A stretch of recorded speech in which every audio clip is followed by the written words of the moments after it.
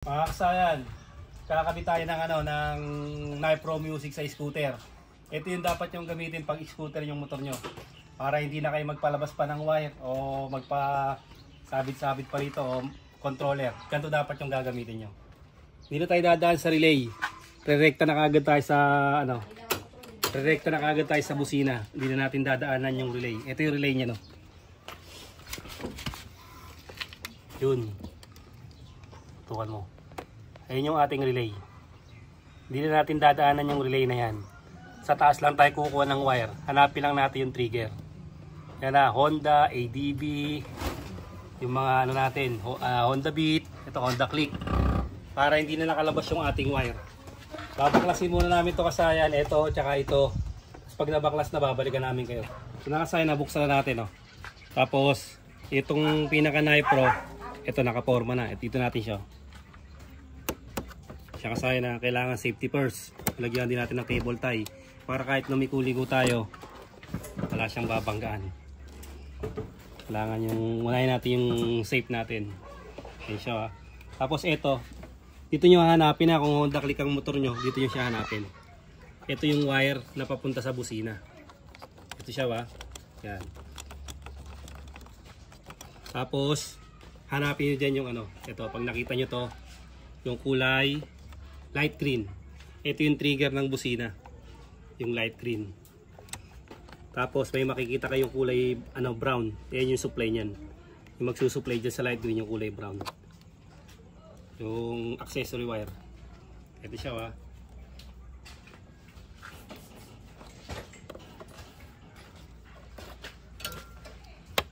Pagka bumusina tayo, dapat iilaw siya. Yan siya Wala siyang ilaw. Dapat iilaw siya pag bumusina tayo. Para malaman natin na yan ang supply. Yan siya kasayan. Umilaw. Isa pa.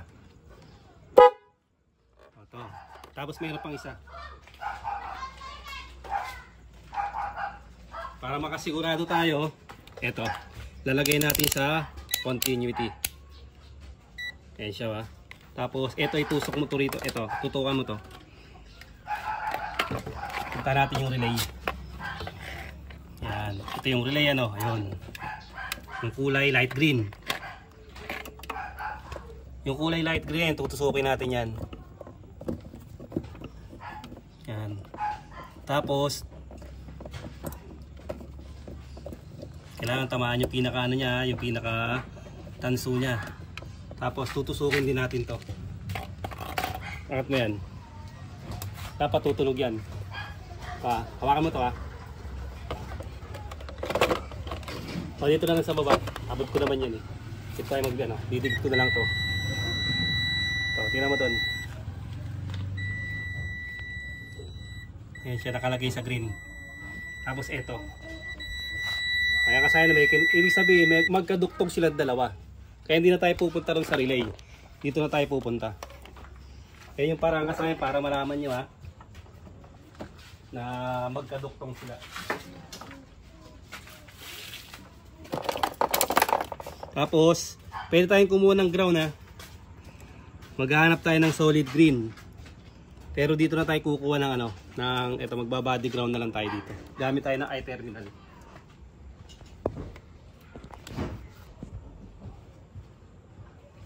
Ito.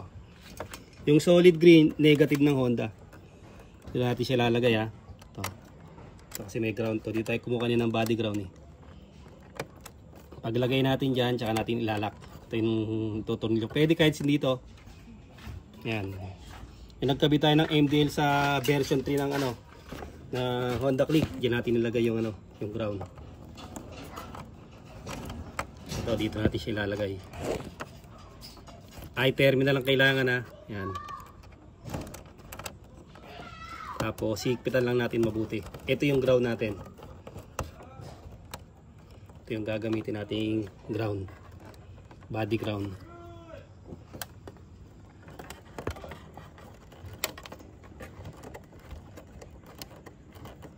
Kita natin mabuti yan para lumabas talaga yung pinaka ground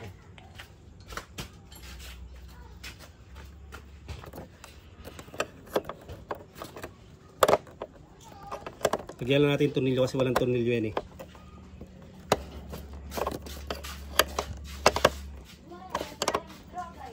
Yan.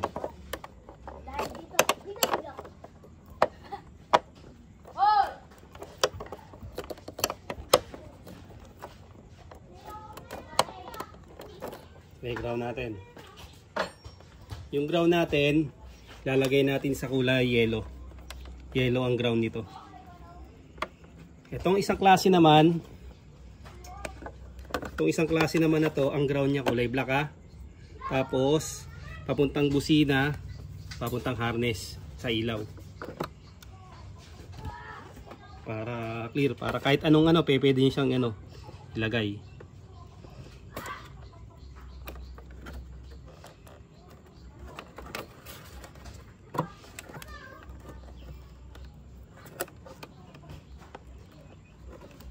Yan, ito yung sa ground ha.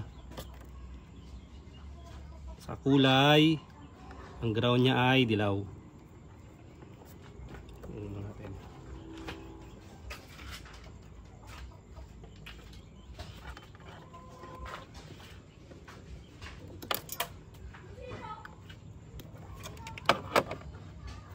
Lagay muna natin yung ground.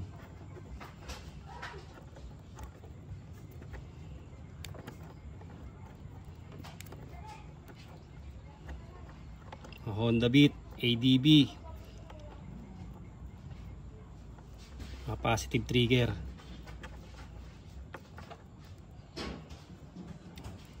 Ito, dito tayo maglalagay ng ilaw dito kasi meron tayong passing light. Sasabay din naman sa yan.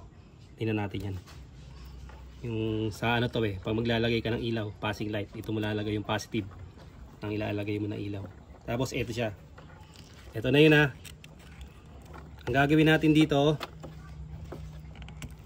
putulin lang natin to sa gitna. Ito siya ba. Pag pinutol natin yan tagkabila, ito yung papuntang pindutan. Yung papuntang pindutan ha. Ito siya. Lalagay natin dyan yung kulay red sa papuntang pindutan. Tapos yung blue sa papuntang harness sa kabila. O sa papuntang relay. Papunta rin to ng didiretso rin to ng relay. Kung stock, ganun pa rin. Stock o may relay, okay lang ha. Ayan siya kasayan ha.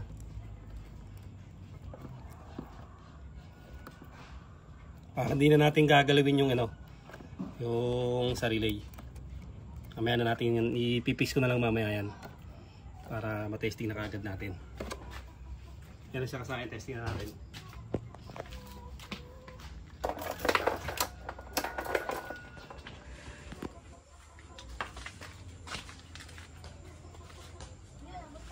Yung ating remote. Shoutout pala kay Tamski sa pagbibigay niya ng idea dito. Ito pala bago natin pipindutin, pe-press natin para gumana yung natin, adjustable ng ating Nipro Music. Salamat sa idea. Kala ko sira na, buo pa pala.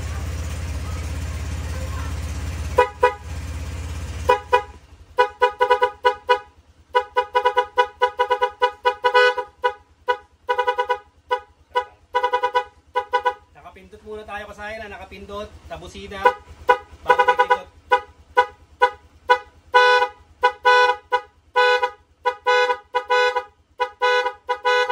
Kasaya na, pindot busina. Bago lipat.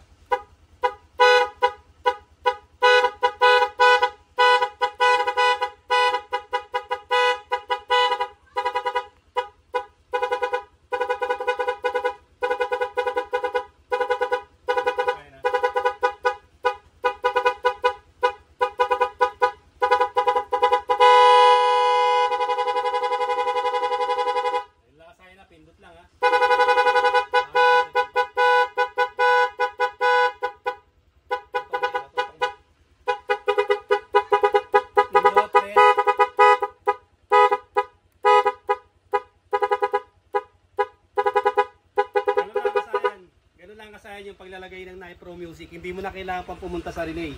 Lalong-lalo na kung may kung scooter. Tapos pagka tinakpan natin,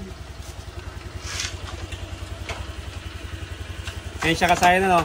Nakatakip na siya. Oh. Tapos lilipat tayo.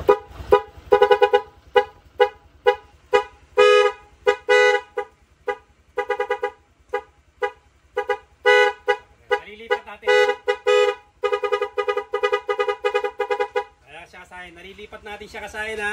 Na hindi na natin kailangan magpalabas pa ng wire. Kaya ito ang bagay sa mga scooter na igagamitin. Yung di-remote na Nipro Music. Hanggang dito lang mga kasayan. Salamat sa panonood.